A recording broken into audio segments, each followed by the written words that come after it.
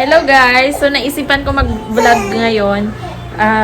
Kami lang dito mag-ina ng baby ko. Dito kasi sa bahay, kasama namin yung tatay ng asawa ko kasi nagpapagamot siya dito. So, umiiyak na siya. Why?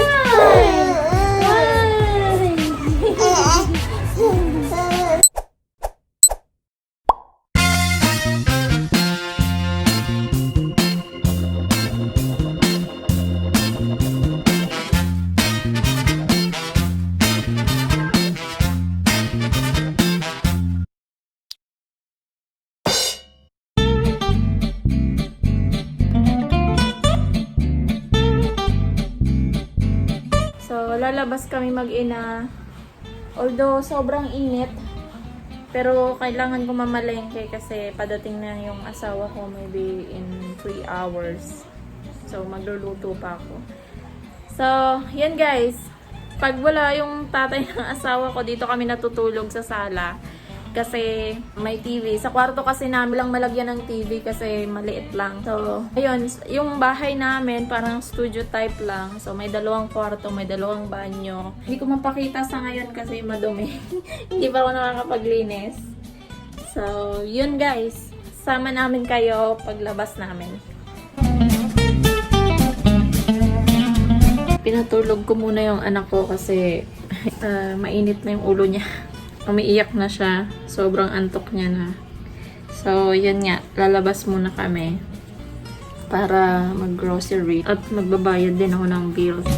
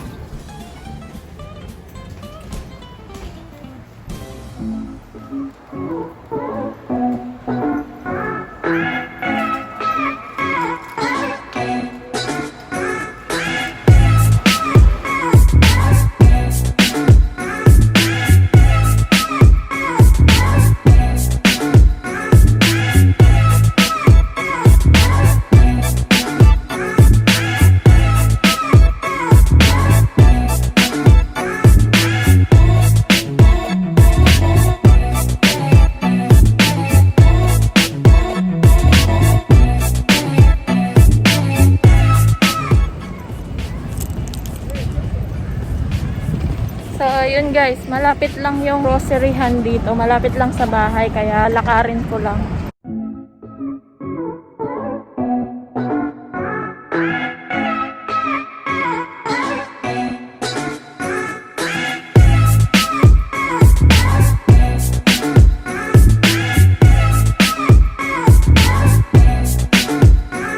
Kontrolado kasi dito ng gobyerno nila, tsaka disiplinado yung mga tao, kaya 'di ba yung Taiwan nga katabi lang ng China.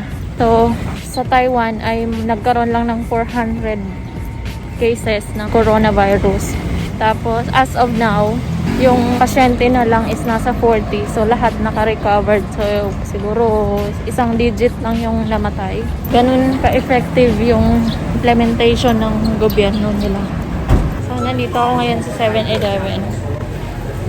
Sa 7-Eleven nila dito, pwede ka magbayad ng bill, lahat ng bill, as long as hindi pa due date.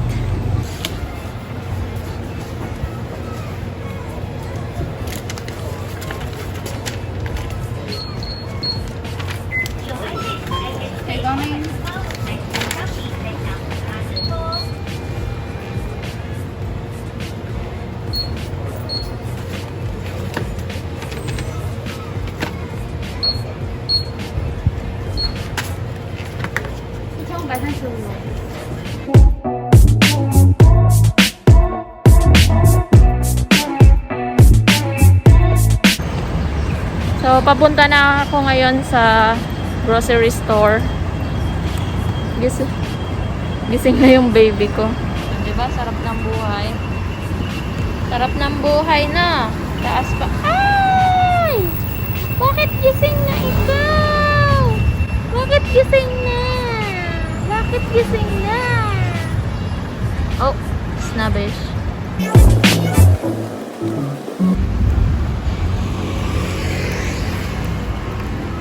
Oh, nandito na tayo guys. Yan, malapit lang sa bahay.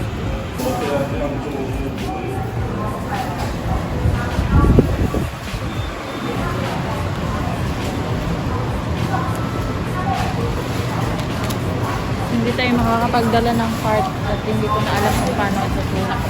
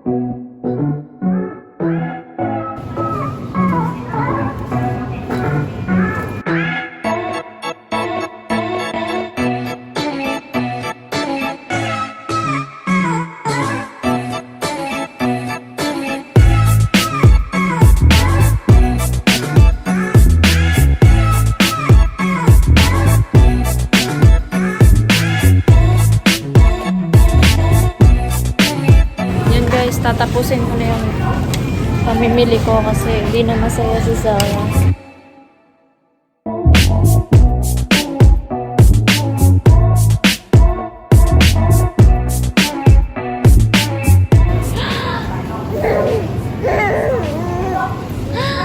May kargahang nagaganap. Sumisigaw na siya sa loob. So, tinapos ko kaagad yung pamimili. Yun yung pakinabang ng stroller ni Zara. Nagpapabuhat siya. Uuwi na kami guys. Magbubuhatin ko muna to para maging good mood siya. Diba? Zara?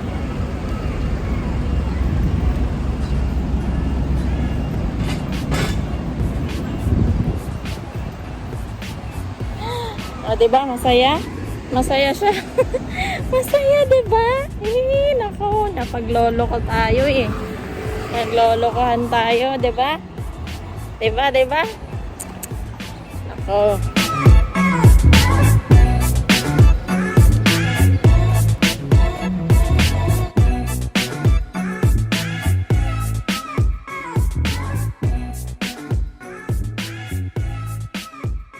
Pauwi na kami.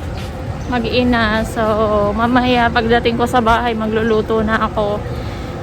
Ayun, hindi ako palalabas eh. Lalo na may virus. At lalo na't may anak ako. Nung nagka-baby na ako, hindi na ako palalabas masyado.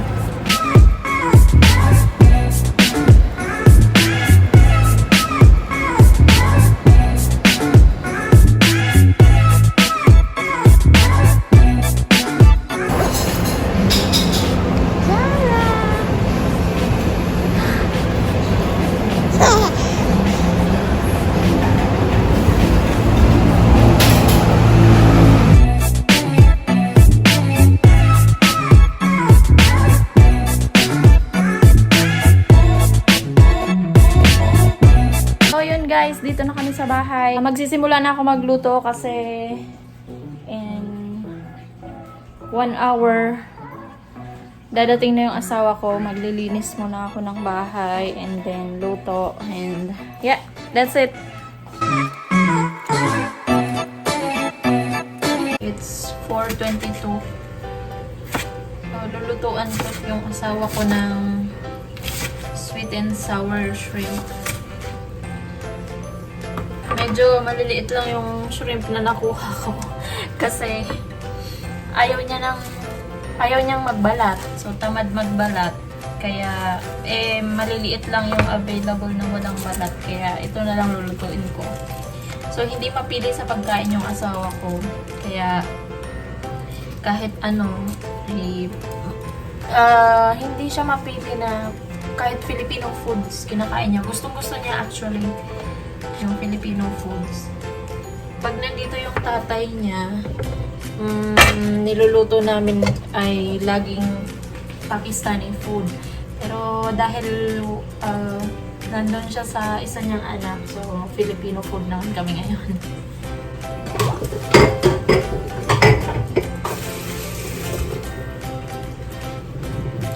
So, marunong din ako guys magluto ng Pakistani food, pero hindi ko lang ilalagay sa vlog. Saan ko natutunan magluto ng Pakistani food? Actually, Google. Tapos, kasi meron naman kami ingredients eh. Saan pag may hindi ako alam, mini-message ko yung mga kapatid niya or tinatanong ko mismo siya. Although hindi naman siya nagluluto ng, alam mo yun, patsyam din yun magluto pero masarap actually. Papakita ko sa inyo guys yung magulo naming cabinet. Actually, kaunti na lang yung mga stocks na pang Pakistani na masala.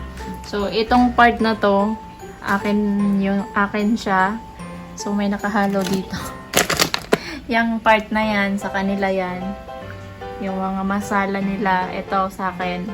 So, ito mga binili niya to sa akin. Bibigay ko lang sa kanya yung listahan, tapos siya na bumibili minsan. Pagka hindi ako nakakapunta ng Filipino store, inuutusan ko na lang siya na ibili ako ng ingredients.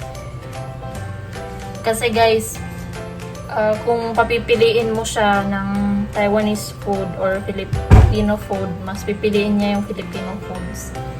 So, kaya nga, pusong Pinoy na yun. Nakakapagluto na yun ng mga dish natin. Mayabang na yun minsan eh. Nakakapagluto siya ng pansit. Ganon. Ang paborito niya. Own version ko to ng aking sweet and sour. Kasi yung asawa ko hindi mahilig sa gulay. Kailangan mo lang lagyan ng twist lagi yung lulutuin mo. Yung sweet and sour na version ko ay lalagyan ko ng green tea. Kasi paborito niya yung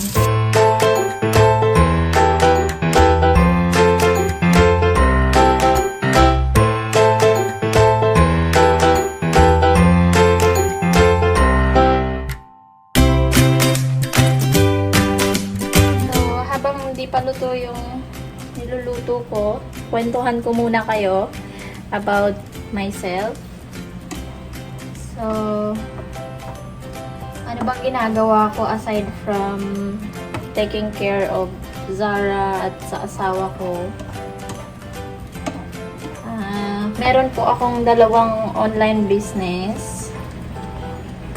So, isang clothing line at isang food and bakery. So, magpapa-order ako all over Taiwan sa clothing line. Then, sa isa ko namang online shop is made to order ako ng personalized cakes at saka cupcakes.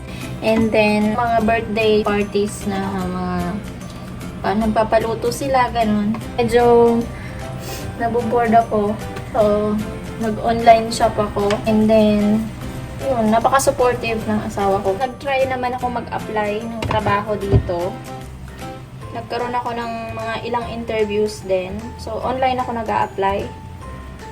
But then, pasado naman ako sa mga interview. Kaya lang, may problema ako sa aking visa dito. So, hindi pala ako allowed mag-work. Kasi nakadepende yung visa ko sa asawa ko. So, hindi ako pwedeng magtrabaho. Kaya, online shop na lang.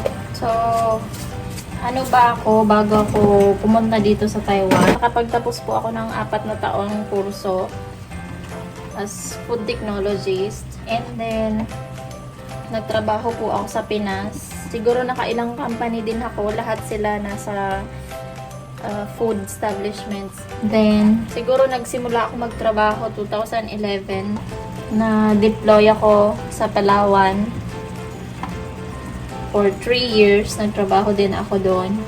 And then, pinauwi ako ng nanay ko sa amin. Kasi nga, sabi niya, ang layo-layo ko, ganun.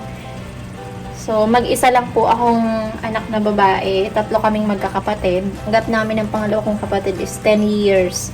So, late na ako nag-asawa. Like, yeah, 27, 28.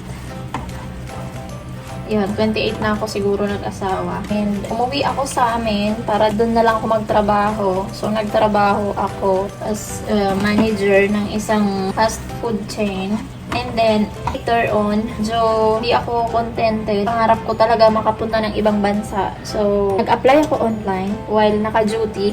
And then, hindi ko akalain na tatawagan ako ng isang agency. So, yun, green up ko. So, nung dumating ako dito, talagang medyo nanibago ako kasi for several years, simula pagka-graduate ko, yung trabaho ko is nasa medyo managerial position. Pero okay naman, nakapag-adjust ako. Yun nga yung nakaramdam ako ng sobrang lungkot, sobrang parang feeling ko sa sarili ko, hindi naman siguro pag-iinerte yun, diba? Kasi kanya-kanya tayong pinagdaanan. So, yun yung time na nakilala ko si asawa ko, na sobra kong lungkot. Sabi ko, ano ba to? Bakit ako pumunta dito? Ganun. So, naghanap ako ng kausap, in short. Yun, siya ang lumabas. So, dun niya ako napikot. Anyway, naluto ko na. So, ngayon, gagawa ako ng shake, fruit shake, para sa mag-ama ko. Gagawa ko ng dragon fruit na shake. So, ang gagawin ko, hiwalayan ko muna ng puree si Zara. Then, dadagdagan natin ng mangga. So, all-time favorite ng asawa ko yung mangga, kaya hindi pwedeng mawala to.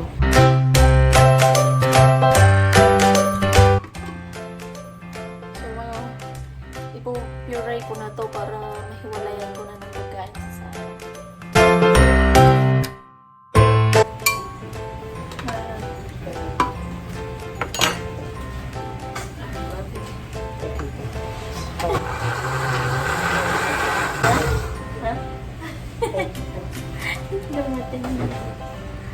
So, dumating na yung asawa ko. Maaga siya ngayon kasi Friday naman. So, ito na yung para kay Baby Zara.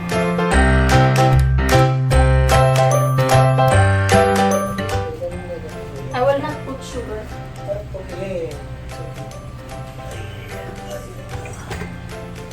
But it's not that sweet.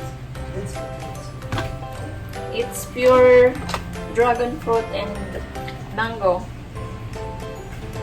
It's not that sweet, so hindi siya matamis. Because there's mango in it.